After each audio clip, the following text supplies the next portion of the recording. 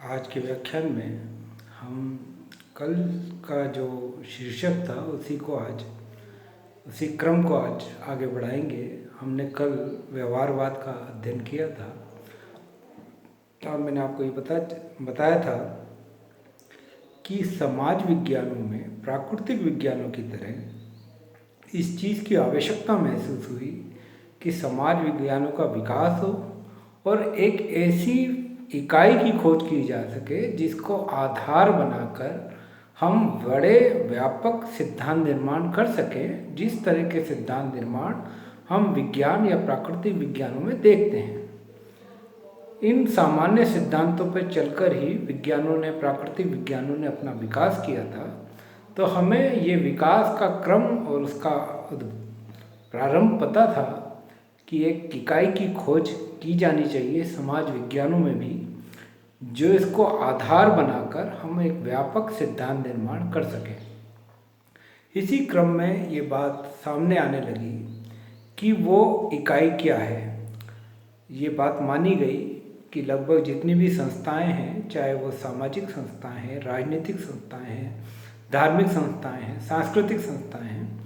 ये सारी संस्थाओं का जो केंद्र बिंदु है वो मनुष्य है। अब मनुष्य केंद्र बिंदु है, तो मनुष्य का अध्ययन ही हमारे अध्ययन का केंद्र बिंदु होना चाहिए। अब मनुष्य के अध्ययन में क्या अध्ययन किया जाए, तो मनुष्य के व्यवहार का अध्ययन किया जाना चाहिए। और क्योंकि हर सामाजिक विज्ञान मनुष्य के किसी न किसी व्यवहार से संबंधित है, इसलिए हर सामाजिक विज्ञान को मनुष्य के व्यवहार के उस पक्ष का अध्ययन करना चाहिए। समाज विज्ञानों को या समाजशास्त्र को सामाजिक पक्ष का अध्ययन करना चाहिए, राजनीति विज्ञान को राजनीतिक पक्ष का अध्ययन करना चाहिए, और अर्थशास्त्र को मनुष्य के आर्थिक पक्ष का अध्ययन करना चाहिए। अब क्योंकि मनुष्य के व्यवहार को आधार बनाया और ये बात महसूस की जाने लगी कि मनुष्य के व्यवहार को आधार बनाकर हम बड़े सिद्धांत बना सकते हैं, बड़े प्राकृतिक विज्ञानों की तरह किसी ठोस और निश्चित निष्कर्षों पर पहुंच सकते हैं। इस क्रांति को जो प्रथम विश्व युद्ध और द्वितीय विश्व युद्ध के दौरान, वैसे इसकी शुरुआत प्रथम विश्व युद्ध से पहले हो चुकी थी, लेकिन जो एक वेग आया, तीव्रता आई सिद्धांत में, वो आई प्रथम विश्व युद्ध और द्वितीय विश्व युद्ध के दौरान। और ये बात मानी जाने लगी कि हम समाज विज्ञानों को अपने सोचने का ढंग बदलना होगा,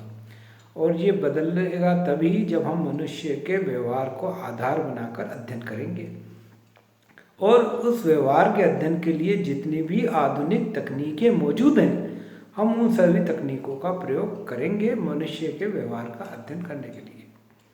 अब इस क्रांति को हमने व्यवहारवाद का नाम दिया, जो मनुष्य के व्यवहार का अध्ययन करता है। और राजनीति विज्ञान में व्यवहारवाद का अर्थ ये था कि जो मनुष्य के राजनीतिक व्यवहार के अध्ययन पर बल देता है उन सभी आधुनिक तकनीकों द्वारा जो आज मौजूद हैं, ताकि हमें मनुष्य के व्यवहार के बारे में हमारी समझ ज़्यादा से ज़्यादा बढ़े और हम उस पर कुछ व्यापक सिद्धांत निर्माण, व्यापक नियम या कुछ सामान्य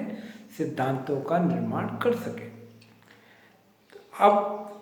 राजनीति विज्ञान में लंबे समय से एक परंपरागत दृष्टिकोण चला आ रहा था, जो आदर्शों पर बल देता था, कानूनी, ऐतिहासिक और दार्शनिक अध्ययन पर बल देता था, और क्या है इसकी तुलना में क्या होना चाहिए पर उसका बल था। ये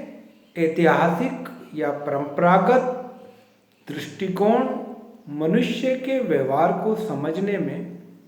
नाकाफी माना गया। ये माना गया अगर मनुष्य के व्यवहार का अध्ययन करना है तो ये परंपरागत ऐतिहासिक दृष्टिकोण या कानूनी दृष्टिकोण पर्याप्त नहीं होगा मनुष्य के व्यवहार का अध्ययन करने के लिए। अतः परंपरागत दृष्टिकोण के प्रति या परंपरागत सिद्धांत के प्रति एक तरह की विरुद्ध प्रतिक्रिया उत्पन्न हुई कि हमें अपने सोचने का ढंग, अपने विषय का केंद्र बिंदु बनाने का जो निर्णय है, और साथ ही साथ जो शोध की जो पद्धतियां हैं उनमें व्यापक परिवर्तन करना होगा। तो रॉबर्ट डहल जो कि एक राजनीति विज्ञानी थे, उन्होंने इस बात को लिखा है कि राजनीति विज्ञान में व्यवहारवाद एक ऐसा विरोध आंदोलन था जिससे अनेक राजनीति विज्ञानी, विशेषकर अमेरिकी संबंधित थे, जो परंपरागत राजनीति विज्ञान की उपलब्धियों, खासतौर पर ऐतिहासिक, दार्शनिक और संस्थागत अध्ययन के विरुद्ध थे। यानी व्यवहारवाद की जो शुरुआत हुई कि मनुष्य के व्यवहार को केंद्र मानकर अध्ययन किया जाना चाहिए, इसकी शुरुआत अमेरिका के शिकागो विश्वविद्यालय से शुरुआत हुई और इसमें कई बड़े बड़े नाम, डेविड ईस्टन, रॉबर्ट डहल और इन नामों को हम, हेरल्ड लॉसवेल, इन सब नामों को हम गिन सकते हैं जिन्होंने व्यवहारवादी क्रांति को आगे बढ़ाने में जोर दिया। और लगभग ये दार्शनिक लगभग ज़्यादातर समाज विज्ञानों से संबंधित थे और इस चीज़ को मानते थे कि जिस तरह प्राकृतिक विज्ञानों ने अपना विकास किया है, अपनी शोध पद्धतियों को बदलकर और बिल्कुल अपने व्यवहार, अपने अध्ययन का केंद्र बिंदु बदलकर, उसी तरह अगर समाज विज्ञान भी जितने भी हैं अपने केंद्र बिंदु बदलने अध्ययन के, और अध्ययन की पद्धतियों में व्यापक परिवर्तन लाएं, तो हम भी प्राकृतिक विज्ञानों की तरह विकसित हो सकते हैं। तो ये शिकागो विश्वविद्यालय से को केंद्र माना जाने लगा व्यवहारवाद का, और इसके लिए कई शुरुआती प्रारंभिक रचनाएं भी हुई जो 1908 में ग्राहम बेल्स की ह्यूमन नेचर इन पॉलिटिक्स है। बेंटले का योगदान, एक आर्थर बेंटल एक राजनीति विज्ञानी हैं, उनका बहुत बड़ा योगदान था इसी संदर्भ में कि उन्होंने किताब लिखी द प्रोसेस ऑफ गवर्नमेंट। पहली बार उन्होंने ये बताया कि सरकार की संस्थाएं की तुलना में सरकार की कार्य करने की प्रक्रिया क्या होती है। तो पहली बार संस्थागत अध्ययन, यानी सिर्फ संरचना का बारे में नहीं बता रहे थे, बल्कि इस बात को बता रहे थे कि सरकार काम किस ढंग से करती है, उसकी प्रक्रिया क्या है। तो इस संदर्भ में सबसे महत्वपूर्ण योगदान जो चार्ल्स मेरियम को कहा जाता है, उन्होंने अपना लिखा न्यू एस्पेक्ट ऑफ पॉलिटिक्स किताब लिखी। उसमें पहली बार उन्होंने इस बात को माना कि मनुष्य के व्यवहार को केंद्र मानकर राजनीति विज्ञान का अध्ययन किया जाना चाहिए। इसमें कई दूसरी संस्थाएं भी शामिल थी, जिसमें American political science association, social science research council, ये दो संस्थाएं का बहुत बड़ा योगदान था व्यवहारवादी आंदोलन को आगे बढ़ाने में, यानी इस बात को आगे बढ़ाने में कि मनुष्य के व्यवहार को आधार बनाकर हम समाज विज्ञानों का विकास कर सकते हैं, उन्हें एक स्वायत्त अनुशासन के रूप में विकसित कर सकते हैं। इसके अलावा कई संस्थाएं जो व्यावसायिक संस्थाएं हैं, फोर्ड, कार्नेगी और रॉकफेलर संस्थाओं ने भी काफ़ी धन दिया। अब इसके पीछे, व्यवहारवाद के पीछे एक कारण तो ये चला ही आ रहा था कि एक लोग परंपरागत राजनीति विज्ञान की जो उपलब्धियां थी, परंपरागत जो सिद्धांत था उसके प्रति बड़े असंतुष्ट थे और ये मानते थे कि नवीन परिस्थितियां और यथार्थ को अगर आपको जानना है तो ये परंपरागत सिद्धांत काफ़ी नहीं होगा मनुष्य के व्यवहार को समझने के लिए। साथ ही साथ ये भी बात होने लगी कि समाज विज्ञानों को प्रथम विश्व युद्ध और द्वितीय विश्व युद्ध के दौरान ये बात समझ में आने लग गई कि हम प्राकृतिक विज्ञानों से बहुत ज़्यादा पिछड़ गए, और साथ ही साथ एकाधिकारवादी जो प्रवृत्ति हम देखते हैं प्रथम विश्व युद्ध और द्वितीय विश्व युद्ध के दौरान, नाजीवाद, फासीवाद और एकाधिकारवाद का जो उदय हुआ, लोगों ने जब इनके सवाल, इनके कारणों का अध्ययन करना राजनीति वैज्ञानिकों से पूछना शुरू किया, तो राजनीति विज्ञानियों के पास इन चीज़ों का कोई यथार्थ अनुभवमूलक जवाब नहीं था कि क्यों जर्मनी और इटली में इन एकाधिकारवादी प्रवृत्तियों का उदय हो रहा है, और इन्हीं एकाधिकारवादी प्रवृत्तियों के उदय की वजह से विश्व को वापस द्वितीय विश्व युद्ध की तरफ बढ़ना पड़ा। तो व्यवहारवादी, तो समाज वैज्ञानिकों को ये बात तो अच्छी तरह समझ में आ रही थी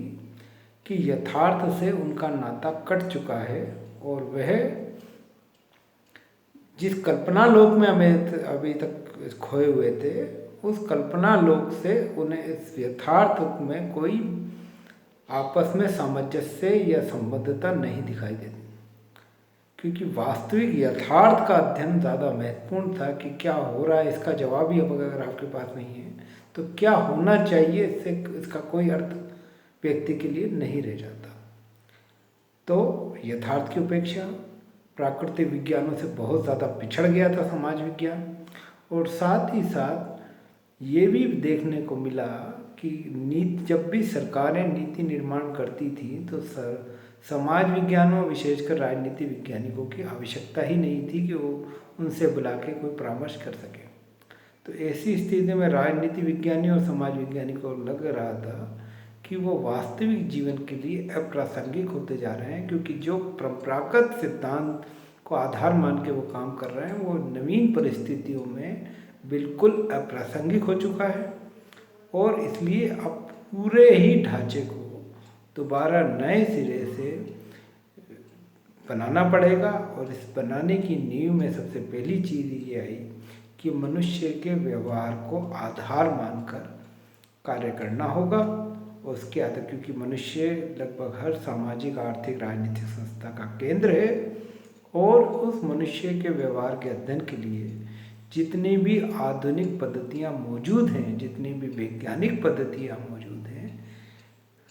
उन सारी पद्धतियों का हमें उपयोग करना चाहिए ताकि हमें मनुष्य के व्यवहार के बारे में हमारी समझ बढ़ सके। क्योंकि हम मनुष्य के व्यवहार को समझ लेंगे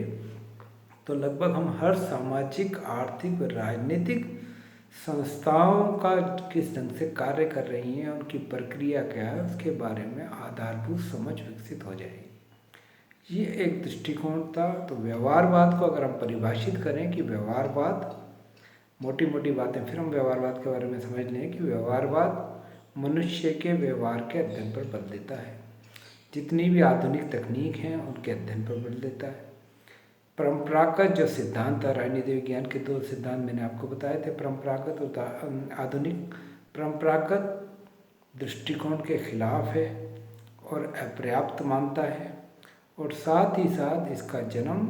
प्रथम विश्व युद्ध और द्वितीय विश्व युद्ध के दौरान इसमें तीव्रता आई। इसका जन्म यद्यपि प्रथम विश्व युद्ध से पहले हो चुका था, और प्रथम विश्व युद्ध के बाद की जो परिस्थितियाँ हैं उसको राजनीति विज्ञानी नहीं समझ पाए। इस कमी को पूरा करने के लिए व्यवहारवाद को अपनाया गया। और तीसरी बात यह है कि शिकागो विश्वविद्यालय अमेरिका का वो व्यवहारवाद का केंद्र बना। कई राजनीति शास्त्री, समाजशास्त्री